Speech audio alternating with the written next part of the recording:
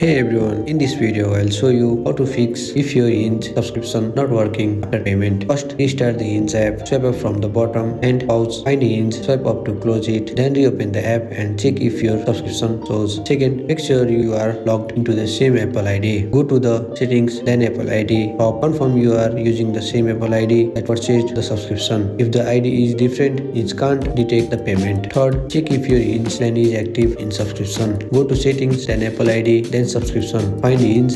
If it shows active, your payment went through. You just need to restore it inside Hinge. Fourth, restore purchase inside Hinge. Open Hinge, tap on profile, then setting, then account, then restore purchase. Wait a few seconds. Your plan preferred premium should unlock. Fifth, update the Hinge app. Open the App Store, then search for Hinge. Tap on update if available. Subscription syncing obtain breaks on outdated version. Sixth, check your internet connection. If you are on Wi-Fi, switch to mobile data. Subscription might not sync on weak networks, and that's it. This is how you can fix if your Hinge subscription not working after payment on iPhone. I hope you like this video. If you find this video helpful, drop a like, subscribe to our channel. See you in the next video.